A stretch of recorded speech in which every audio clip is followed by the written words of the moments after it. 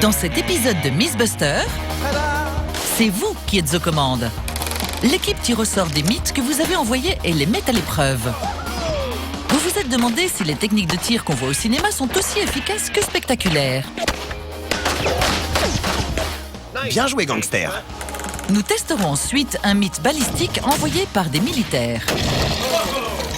Et nous essaierons une technique de réparation d'urgence en vogue sur le web. C'est dangereux comme façon de gonfler à pneus. Et enfin, pour conclure ce mélange éclectique de mythes, nous testerons un paradoxe mathématique tiré d'un jeu télé. Vous avez gagné. Qui sont les Mythbusters? Adam Savage Je rejette la réalité et la substitue par la mienne. et Jamie Heineman. On part à l'aventure. À eux deux, ils ont plus de 30 ans d'expérience dans le domaine des effets spéciaux. À leur côté, Tori Bellecci, Je vais mourir! Grant Imahara C'est le truc le plus dangereux qu'on va faire aujourd'hui. et Carrie Byron. C'est parti. Ils ne se contentent pas de recenser les mythes, ils les mettent à l'épreuve.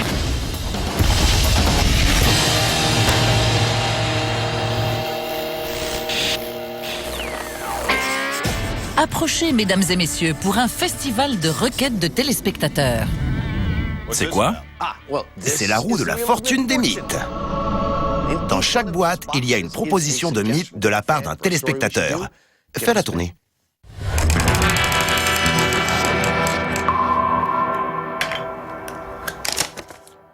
Cher Mythbuster, pouvez-vous tester le paradoxe de Monty Hall du jeu télé Le Big Deal?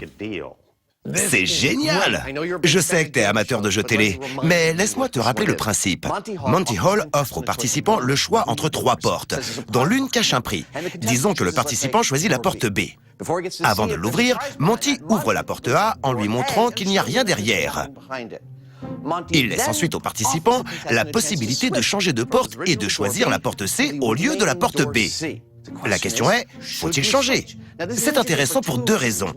D'une part, il semblerait que psychologiquement, les gens ont tendance à garder leur premier choix. D'autre part, il paraîtrait qu'on gagne plus souvent en changeant de porte. Je ne vois pas trop pourquoi ce serait le cas, mais faisons le test.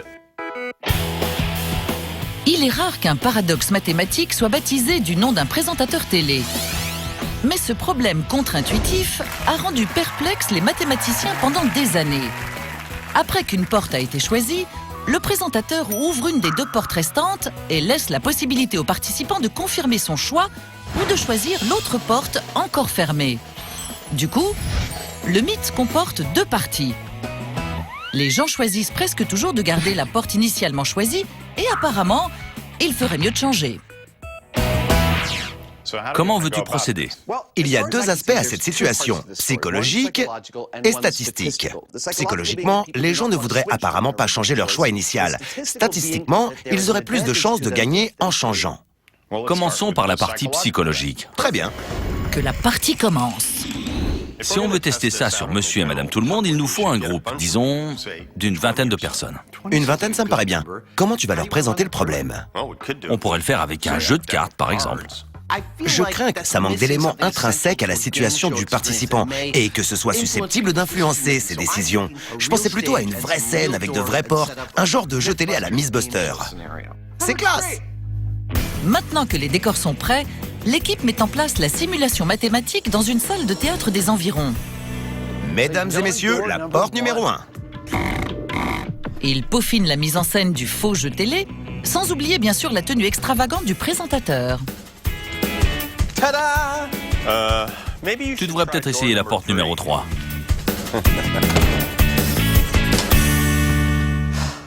Beaucoup mieux. On s'y met? Ouais. Adam est prêt pour le test. Voyons maintenant en quoi il consiste. On va jouer à un jeu qui s'appelle « Choisissez une porte ». D'accord.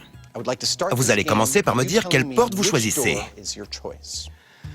Je choisis la porte numéro 1. Vous avez donc choisi la porte numéro 1. Oui. Jamie, tu veux bien me montrer ce qu'il y a derrière la porte numéro 3? Rien. Vous le voyez, il n'y a rien derrière la porte numéro 3. Pour ceux qui jouent à la maison, il y a un détail important à savoir. Quand j'ouvre une porte après le choix du participant, je sais exactement où se trouve le prix et j'ouvre volontairement une porte perdante.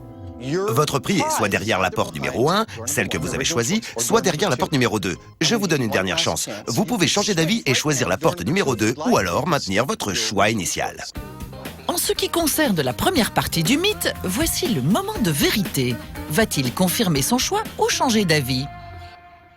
Je garde la porte numéro 1. Vous la gardez. Pour quelle raison? C'était ma première intuition. Le premier participant confirme son choix et Adam et Jamie obtiennent leurs premières données. Jamie, montre à Brian ce qu'il y a derrière la porte numéro 1. Rien.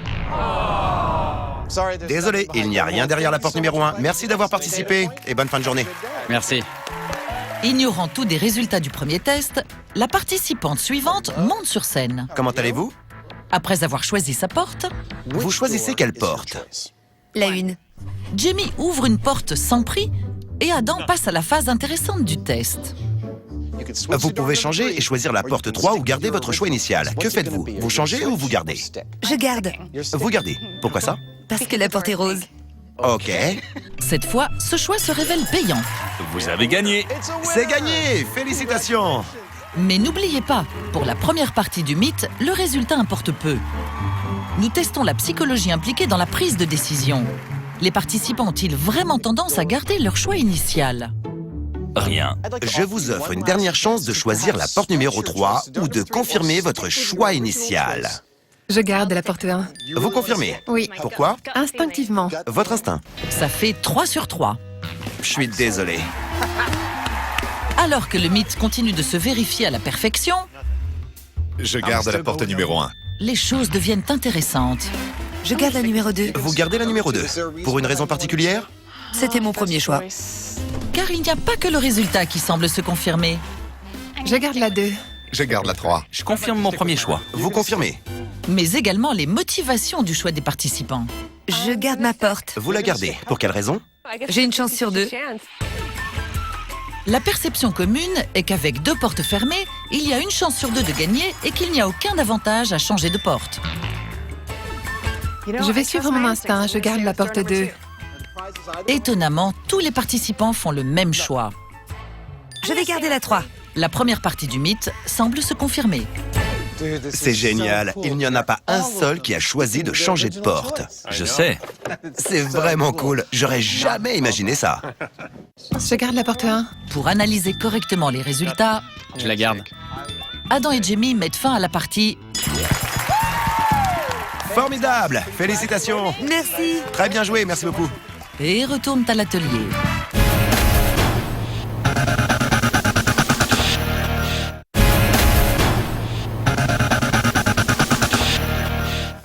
La roue de la fortune des mythes. Je la fais tourner. Avec plaisir. Vas-y.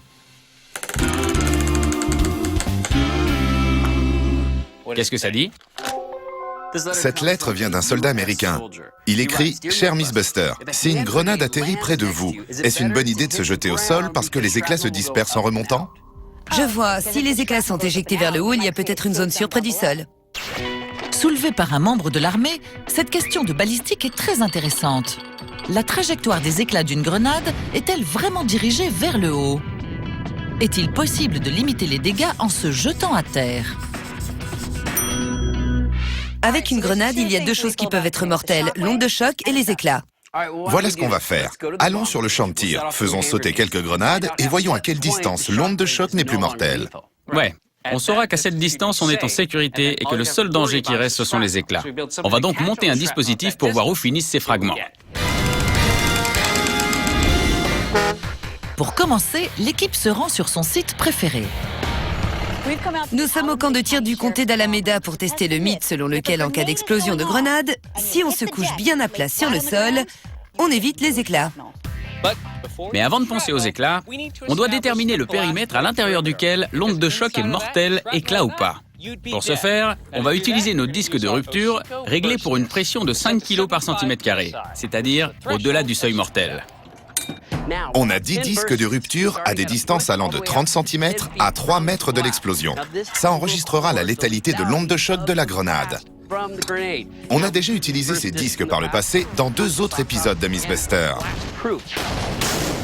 Ça nous fournira toutes les données nécessaires. Et voilà le dernier. Les capteurs sont installés. Souvenez-vous, cette première explosion sert à déterminer jusqu'à quelle distance l'onde de choc est mortelle. Plus tard, l'équipe utilisera cette distance minimum de survie pour mesurer la hauteur de la distribution des éclats. Mais pour l'heure, seule l'onde de choc compte. On va donc dégoupiller la grenade, n'est-ce pas?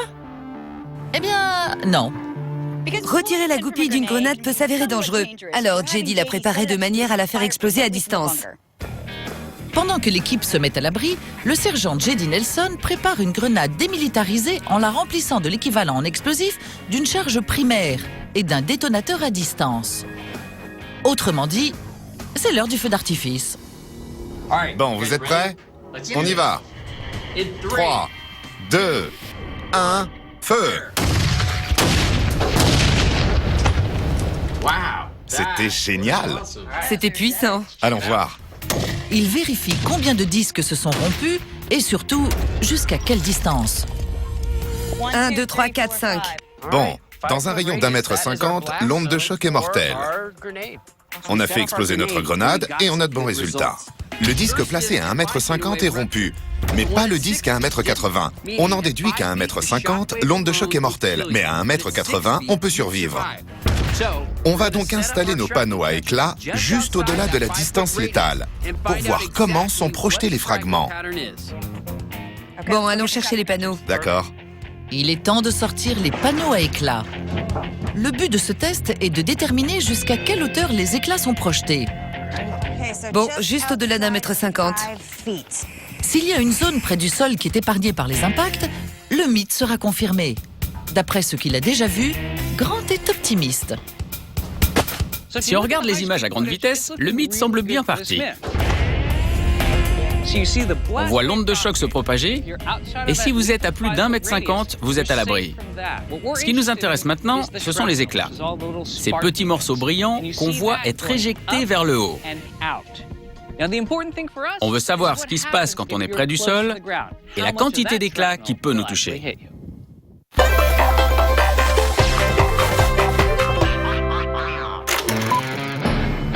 Que se passe-t-il quand on mélange un problème complexe de probabilité avec un jeu télé? La réponse, c'est le mythe connu sous le nom de paradoxe de Monty Hall. Jusqu'ici, Adam et Jamie ont répondu à la première partie du problème. Que faites-vous? Vous changez ou vous gardez? En ce qui concerne la possibilité offerte par le présentateur, Je vais garder la 2. aucun des participants n'a voulu changer son choix. Je confirme. Qu'est-ce que ça donne? Étonnamment, nos candidats ont maintenu leur choix dans 100% des cas. La seconde partie du mythe dit qu'il y a un avantage statistique à changer de porte. Est-ce que ça se confirme? Vu que personne n'a changé de porte, on n'en sait rien. Je pense qu'il faut donc refaire des essais et comparer les résultats chiffrés. D'abord en changeant systématiquement, puis en gardant systématiquement la porte. Comme l'a dit Jamie, tous les participants ont gardé leur porte et on n'a donc pas de données sur ce qui se passe quand on change d'avis. Le deuxième test va donc se concentrer sur le paradoxe statistique. Est-ce vraiment une bonne idée de changer de porte dans cette situation qui semble présenter une chance sur 2? Pour le découvrir, Adam et Jamie vont effectuer un grand nombre d'essais, c'est-à-dire 50 chacun. Avec une installation miniature et mécanique très élégante. Il faut maintenant que je fabrique une sorte de simulateur physique pour tester ce paradoxe statistique. Ce sera un genre de machine avec pas mal de parties mobiles. Il y aura 2 groupes de 3 portes, un pour moi et un pour Jamie. Les 50 parties seront sélectionnées aléatoirement et chargées dans la machine pour que les tests aillent vite. Ça ne va pas être facile, mais au final, je pense que ce sera vraiment cool. Bon, allons l'installer. Ce système a 2 fonctions. D'une part, il nous permet d'augmenter la taille de l'échantillon et donc notre précision. D'autre part, il retire le choix du joueur de l'équation et met sur un pied d'égalité les 2 options proposées. Vous allez voir ce qui se passe à long terme pour chacune d'elles. Tout ça est bien sympa, mais comment ça marche? Toi et moi, on va faire chacun des tests. Et à chaque victoire, on prend un morceau de papier rouge et on l'épingle sur le tableau derrière nous. D'accord. À la fin, on devrait voir clairement s'il y a une différence entre moi, qui changerai de porte à chaque fois, et toi qui feras le contraire. Et on pourra comparer nos résultats. Choisissez une porte, deuxième partie. Premier essai, choisis une porte. Je choisis la 1. Je choisis la 2. Ouvrez une porte vide.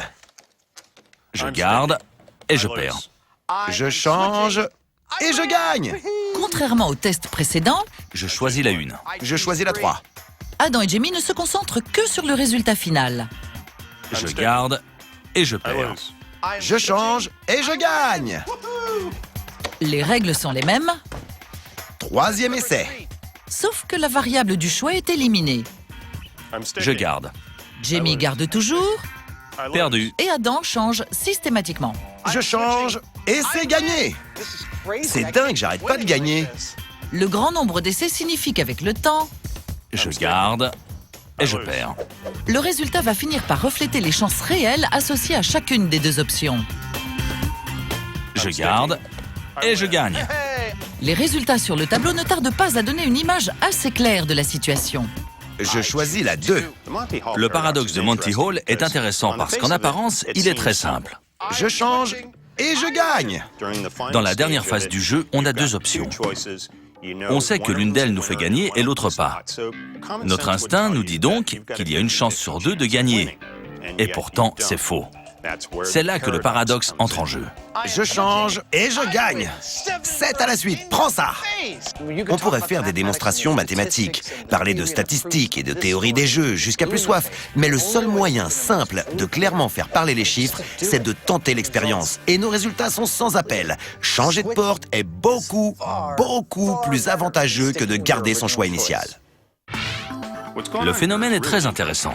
Si chaque porte a une probabilité égale de cacher le prix et qu'un joueur choisit la porte numéro 1, il a une chance sur 3 d'avoir la bonne porte. Et donc, il a 2 chances sur 3 que le prix soit derrière une des 2 autres portes. Quand on ouvre la porte 3, il reste encore 2 chances sur 3 que le prix soit derrière la porte 2. Changer son choix initial permet donc de doubler ses chances de gain. Quels conseils on peut donner à nos téléspectateurs au sujet du paradoxe de Monty Hall ? Si vous jouez un jour à ce jeu, vous aurez une envie irrépressible de confirmer votre choix initial. Mais si le présentateur sait où est caché le prix et vous montre une porte vide, ce sera toujours un avantage de changer de porte. Donc, le mythe est confirmé. Totalement confirmé.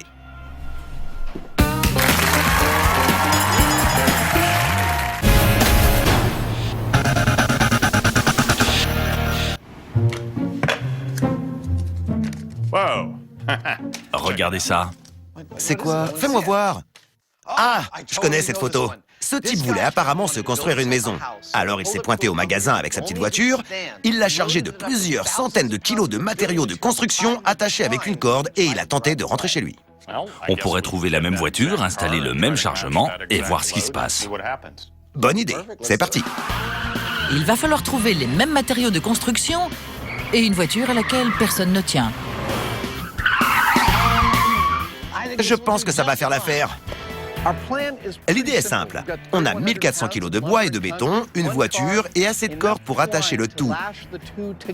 Alors, on va tenter le coup. D'après l'histoire, le type a réussi à conduire sa voiture chargée comme une mule. Cette voiture va-t-elle être capable d'avancer une fois chargée? C'est ce qu'on va découvrir. 350 kilos de béton. Ouais. Installons le bois. Comme sur la photo, on a mis du béton sur la banquette arrière. Et bien qu'on en soit qu'au début, on a déjà atteint la limite théorique de chargement, à savoir 450 kg. Le bas de la voiture est à environ 4 cm du sol. Mais la hauteur du châssis n'est pas le seul souci. Le toit est un support précaire pour ce lourd chargement mal empilé. Au premier abord, cette expérience n'a pas l'air très dangereuse. On n'utilise ni explosifs, ni matériaux dangereux. Mais ça représente tout de même un poids énorme. Si ça venait à glisser du toit, quelqu'un pourrait perdre un pied ou une jambe. Jusqu'ici, tout va bien. Alors que la base de bois semble dangereusement instable, Vive les planches! il continue d'empiler plusieurs couches de bois d'un poids total de 300 kg. Il est absolument crucial de s'assurer de la stabilité de l'ensemble. Je crois que je n'ai jamais vu une chose pareille. Et on ne fait que commencer. On a quitté le domaine du bricolage, là. Ce n'est plus... Allons acheter un peu de bois et faisons quelques petits travaux de rénovation. C'est le dernier. Avec 800 kilos de bois posés en équilibre instable sur le toit, Adam et Jamie doivent à présent sécuriser le chargement. Et voilà.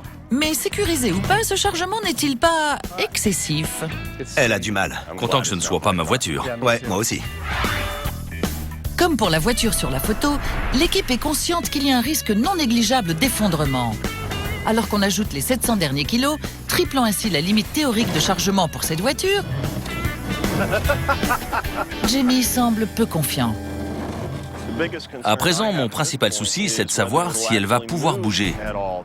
J'ai l'impression que les roues arrière sont bloquées par les ailes. Le seul moyen d'en avoir le cœur net, c'est de monter à bord et d'essayer.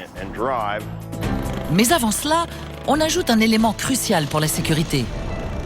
C'est incroyable que cette voiture ait survécu à ce qu'on vient de faire. Il y a 1,5 tonne de matériaux là-dessus. Il vaut mieux avoir une sécurité. Bien sûr, avant de la conduire, il faut qu'on installe un renfort intérieur pour éviter que le toit ne s'effondre. Mais même avec ça, ça me rend nerveux. Pour l'instant, la voiture à la couleur criarde tient bon. Mais d'après le mythe, elle est supposée pouvoir rouler. Malgré leur nervosité, Adam et Jamie se préparent donc à l'épreuve de vérité. Franchement, j'aime pas ça. Non? Non. Bon, t'es prêt? Si on veut, oui. S'ils arrivent à se déplacer et à faire le tour du parking, le mythe sera confirmé. La voiture surchargée en avant toute. Sinon, le mythe sera bidon et anéanti. Un peu comme la voiture, voire même Adam et Jamie. 3, 2, 1. Ça alors, j'avais tort. C'est dingue! Ça fonctionne! Alors qu'ils font tranquillement le tour du parking, le résultat parle de lui-même. J'entends même pas de craquement ou de bruit inquiétant. Non, moi non plus. L'auteur de ce mythe a peut-être détruit sa voiture et mis en danger les autres usagers de la route, mais il avait raison sur un point. C'est totalement faisable. On nous demande souvent si on est surpris par le résultat des expériences de l'émission. Arrêtons-nous tant qu'on le peut encore. Ouais, bonne idée. Eh bien, en ce moment, c'est le cas. Cette voiture supporte 1400 kilos de matériaux et honnêtement, en me levant ce matin, je pensais que ce serait perdu d'avance. Manifestement, j'avais tort. Tu sais ce que ça veut dire? Quoi donc? On n'a pas le choix, le mythe est bel et bien confirmé. En nous basant sur la photo, avec le même modèle de voiture et 1400 kilos de matériaux posés dessus, je crois que c'est clair. On a confirmé que même chargée comme une mule, cette voiture est capable de rouler. C'est stupide, dingue, aberrant et dangereux, mais confirmé. Le mythe est confirmé.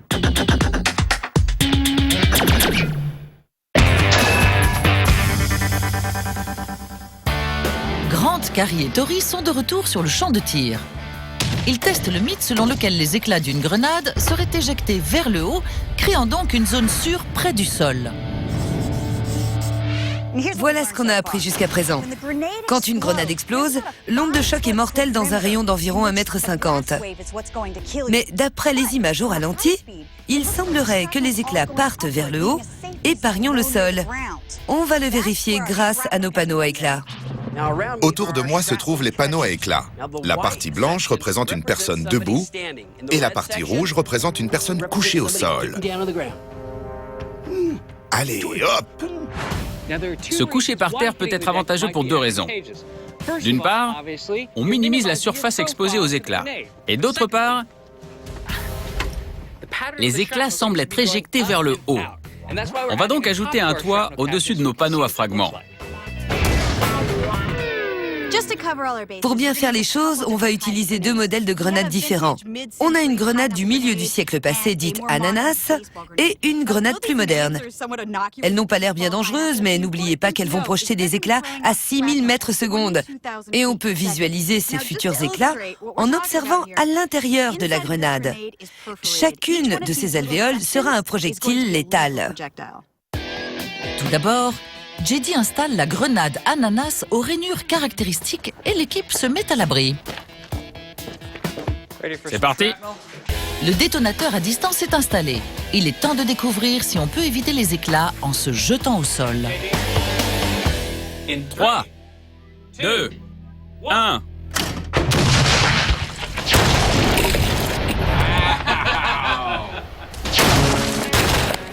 Ça a fait de sacrés dégâts. Ça a même renversé un des panneaux à éclats. Ouais. Je crois qu'on aura énormément d'éclats. Bon, allons voir ça. Manifestement, ce n'est pas une très bonne idée de se trouver à proximité d'une grenade qui explose. Les dégâts du toit en plexiglas sont impressionnants. Regardez-moi ça. On a un tas d'éclats.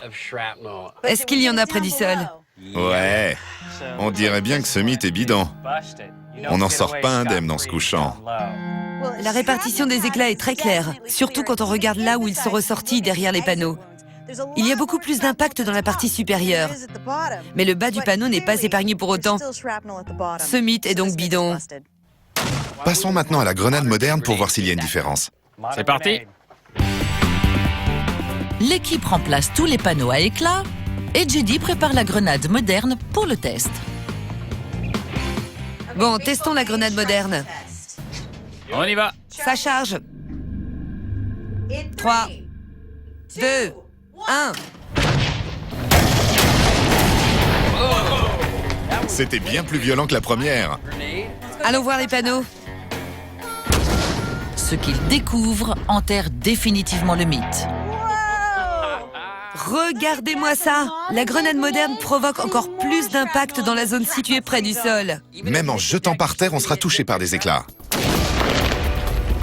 Le test est une fois de plus sans appel. Les éclats sont projetés aléatoirement dans toutes les directions, y compris dans la zone supposément épargnée. Mais les impacts y sont tout de même moins nombreux, indiquant que bien que ce mythe soit bidon, se jeter au sol reste la meilleure chose à faire dans cette situation. Le mythe est peut-être bidon, mais si je me retrouve dans cette situation, je me jette par terre. C'est clair.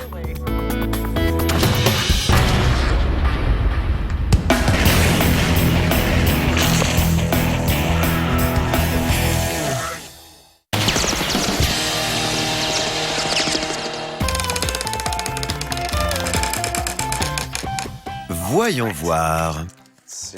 Cher Miss Buster, je suis fan de films d'action depuis longtemps et j'ai remarqué quelque chose sur la façon de tirer dans les films. On tire à la hanche, le bras tendu, à une main, à deux mains et même avec deux armes en même temps. Dernièrement, j'ai vu beaucoup d'armes tenues de côté. Est-ce que certains de ces styles offrent des avantages en termes de précision ou sont-ils simplement spectaculaires ? Ce n'est pas compliqué, on n'a qu'à trouver des armes et des cibles et on verra bien quelle technique est la plus précise. C'est parti! Pour le découvrir, Adam et Jamie se rendent au stand de tir. C'est parfait! On s'y met tout de suite? Allons-y. Ça va être la guerre. L'idée est la suivante. Pour chaque technique testée, Jamie et moi allons vider un chargeur de 8 balles chacun sur la cible. Et on attribuera un score en fonction de la vitesse et de la précision. À la fin de tous ces tests, on évaluera les résultats chiffrés et on devrait pouvoir déterminer clairement quelles techniques de tir sont vraiment efficaces et lesquelles sont juste de l'esbrouf. Rien de bien compliqué donc. Tout ce qu'il faut, ce sont des armes. L'arme qu'on va utiliser est un pistolet semi-automatique de calibre 45, dont les munitions sont des balles chemisées de 15 grammes. Une arme et des munitions très répandues partout dans le monde. Le système de points est simple. La partie noire rapporte 10 points, la partie jaune 7 points, la blanche 6 et la rouge 5. Après addition, le total de points est divisé par le nombre de secondes nécessaires pour vider le chargeur, ce qui nous donne le score final. Le principal outil qu'on va utiliser est un chronomètre acoustique. Quand on appuie sur ce bouton, il se met en marche et enregistre le son des tirs, nous indiquant le temps total qu'il a fallu pour effectuer les 8 tirs. En voyant cette installation, vous vous dites peut-être que les cibles sont un peu trop proches. Mais le but de cette expérience n'est pas de voir si Jamie et moi sommes bons tireurs. Il s'agit de comparer l'efficacité et la précision des différents styles de tir. On a donc choisi cette distance parce qu'elle permet une comparaison optimale. Un expert en balistique est présent pour assurer la sécurité. Le seul élément manquant est un point de comparaison. Arme chargée, sécurité enclenchée. On va comparer les différentes techniques à celle de base, la position de Weaver. Elle est utilisée depuis les années 80 par la police et en compétition. Elle est considérée comme la technique la plus efficace pour tirer avec une arme de poing. Très belle série. Il y a un joli tir groupé. Jamie et moi connaissons bien cette technique.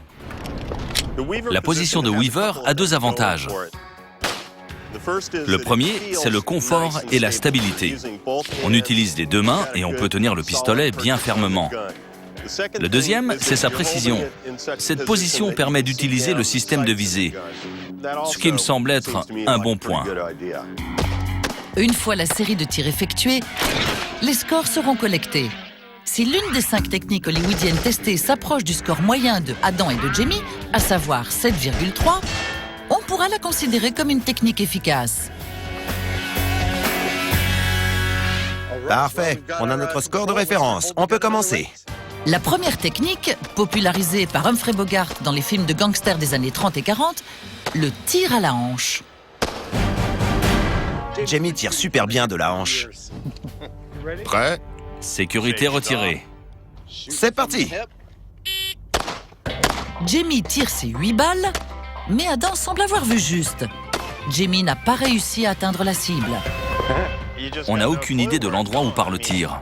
On a juste l'impression que c'est à peu près dans la bonne direction, mais c'est tout. J'ai hâte d'essayer. Bonne chance. C'est insensé comme position de tir.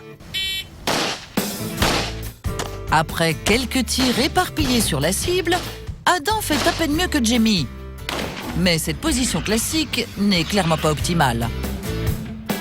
C'est dingue! Il n'y a aucun moyen de garder sa position. C'est la loterie à chaque tir. Voyons ce qu'indique le score. Le verdict du tableau des scores est sans appel pour la première technique de tir hollywoodienne. La moyenne de 2,8 est largement inférieure au score de référence. Cette technique est donc bidon. C'était sympa. C'est loin d'être fini, ne t'inquiète pas.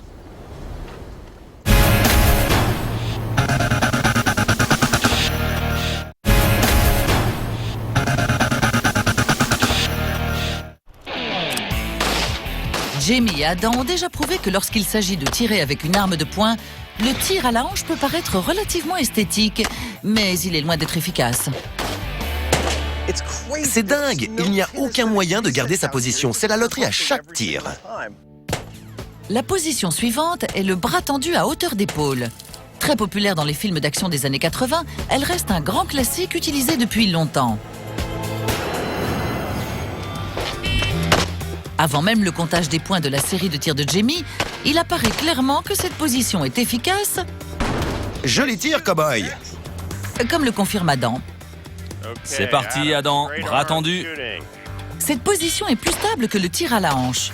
Elle permet de tirer plus rapidement, tout en utilisant le système de visée de l'arme, ce qui constitue un avantage évident. J'adore ça. Le score parle de lui-même. Il est extrêmement proche du score de référence. Cette position est presque aussi agréable que la position de Weaver. Elle offre une très grande stabilité et la précision est très bonne, elle aussi. Cette technique est clairement efficace. On va maintenant essayer le style gangster. Ouais, c'est la même position qu'avant, avec le bras tendu. Sauf que cette fois, on incline l'arme sur le côté, comme un voyou. Depuis les années 90, les voyous de cinéma semblent penser qu'incliner leur arme sur le côté à 90 degrés améliore leur efficacité en tant que tireur. Mais qu'en est-il vraiment? Bon, on y va?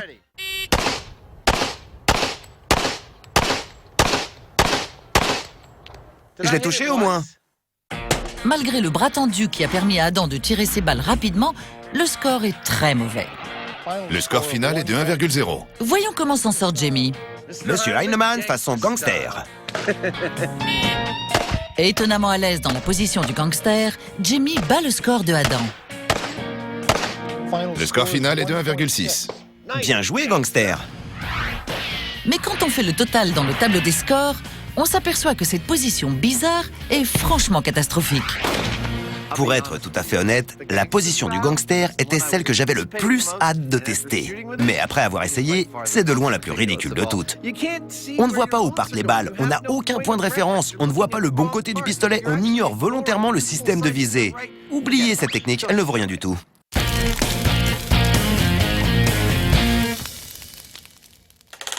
La roue de la fortune des mythes. Qu'est-ce qu'on a?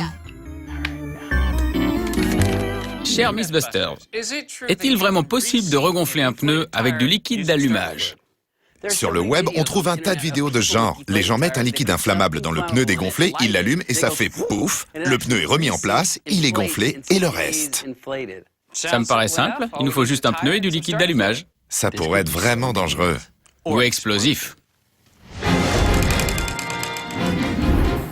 Dès qu'on parle de feu, certaines personnes ne se contrôlent plus. Mais malgré le danger, les Mythbusters veulent savoir si ces vidéos de réparation sauvage sont bien réelles.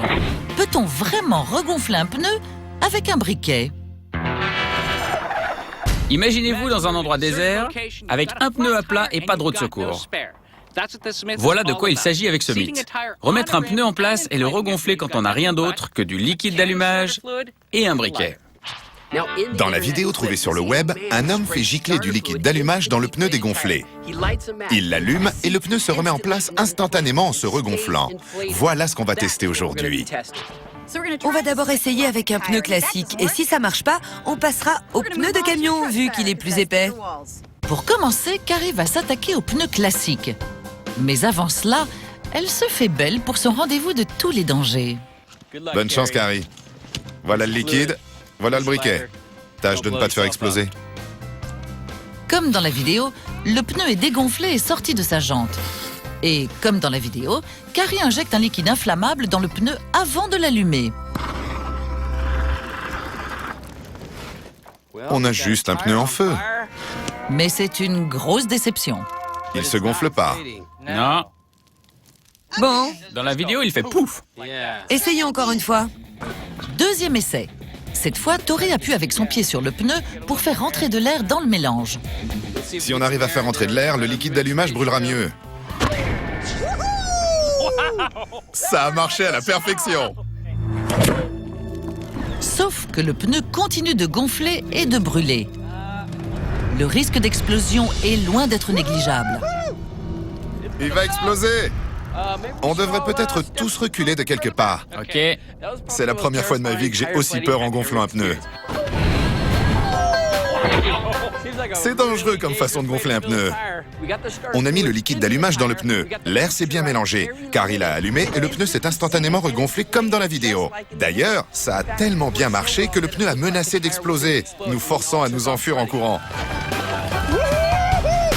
Mais après un certain temps, le pneu a refroidi. Le liquide a entièrement brûlé et la pression dans le pneu est violemment tombée. regardez ça, il est complètement à plat. C'est pas ce que j'appellerais gonfler. En fait, c'est exactement le contraire. Il y a plusieurs éléments dans ce mythe. Premièrement, le pneu est-il remis en place? Oui. Les gaz prennent feu, leur volume augmente rapidement et le pneu est remis sur la jante.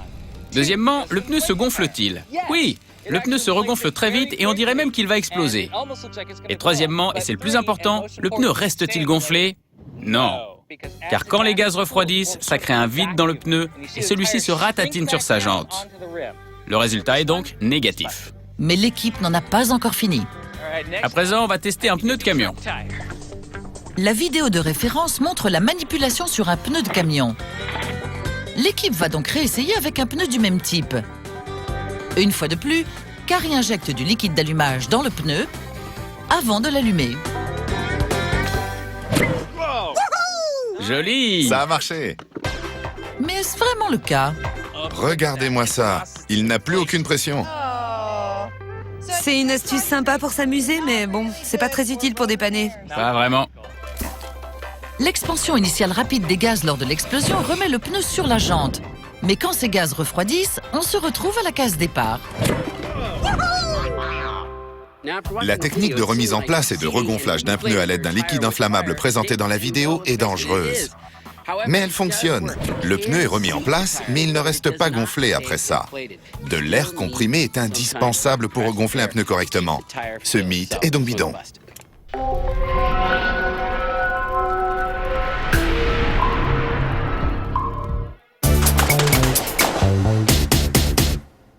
Nous revoilà. On a testé toute une série de techniques de tir qu'on peut voir dans les films. Il est temps à présent de passer aux choses sérieuses en doublant la mise. Voyons voir ce qui se passe avec deux armes.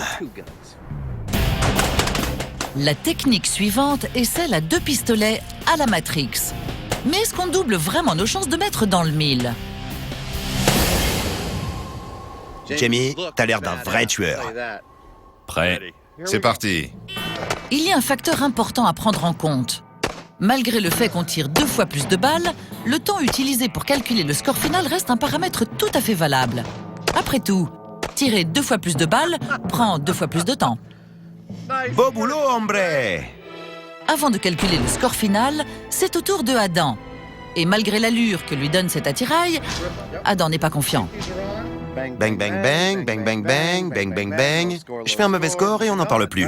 Voilà à quoi je m'attends. Bon, on y va? J'enlève la sécurité. Oui, l'équilibre et la symétrie du tir à 2 pistolets lui donnent une allure géniale. Mais en réalité, c'est un difficile exercice de coordination qui rend la précision des tirs très aléatoire. Youpi! C'était génial! Pas vrai? Ouais, j'ai adoré cette sensation. On aurait dit un vrai western. Le score final de 4,1 indique que cette technique provoque peut-être une montée d'adrénaline fort agréable, mais qu'au niveau de l'efficacité, elle est bidon. On a testé toutes les positions, non? Presque. Il y a une dernière chose que je veux essayer. On a utilisé 2 armes sur une cible. Mais j'ai vu des films où le mec tire sur 2 cibles différentes, les mains croisées. Je crois qu'on devrait essayer. Pourquoi pas? Parfait. Ce ne sont pas des vrais, ce sont des répliques. Je ne pointe jamais d'armes sur nos caméramans. Quand la danse se marie à la fusillade, on obtient un geste typique des chorégraphies sur grand écran. Mais ça n'impressionne pas Adam. Les cibles sont séparées d'environ 2 mètres. Jamie se prépare, vise et se déchaîne.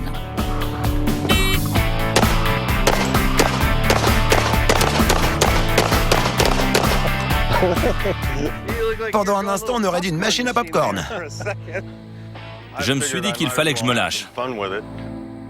Jamie a perdu l'équilibre. Et le fait de croiser ses mains a également provoqué quelques légers problèmes de coordination. Tout cela est confirmé par le faible score, conformément aux prédictions. Score final, 2,1. Il ne fait aucun doute que Jamie avait l'air d'un vrai tueur à gages hollywoodien. Adam aimerait bien en faire autant. Et alors qu'il vide ses chargeurs sur les 2 cibles, Adam se prend vraiment au jeu. Pas mal. Pas mal. Pas mal du tout. La position a été beaucoup plus efficace qu'il ne l'avait prévu. Le score final est de 7,1. Joli. Ce qui est très bon, c'est très bon. Malgré le score surprenant de Adam et au vu du fait qu'il a tiré 2 fois plus de balles que lors de la référence, cette position se révèle au final inefficace. Je pensais que les bras se stabiliseraient l'un l'autre et que ça marcherait. Mais ce n'est pas le cas. Une bonne technique à une seule arme est bien plus efficace. Les bras croisés, c'est clairement bidon. La technique des bras croisés était bidon. Faisons maintenant un petit récapitulatif de toute cette série de positions de tir cinématographiques. Voyons ce qu'on a appris. On a commencé par la position de Weaver, la technique nous donnant le meilleur score à Jamie et à moi. Ensuite, on a tiré à la hanche, avec un très mauvais score. Quand on a utilisé le système de visée, comme c'était le cas pour le bras tendu, on s'en est très bien sorti. Pratiquement tout était dans la cible, presque aussi bien que la position de Weaver. Le style gangster? Que dire? C'est lamentable, ridicule. C'est une technique complètement inepte. Ensuite, on a utilisé 2 armes et on a constaté que les scores n'ont pas doublé malgré le double de balles. Au contraire, ils ont baissé, même si j'ai réussi quelques tirs chanceux à la fin. Avec tous ces résultats, j'en arrive à la conclusion qu'utiliser une seule arme en se servant de son système de visée permet d'obtenir la meilleure efficacité de tir. Pas besoin d'avoir 2 armes. Cette histoire de roue, c'était sympa. Ouais.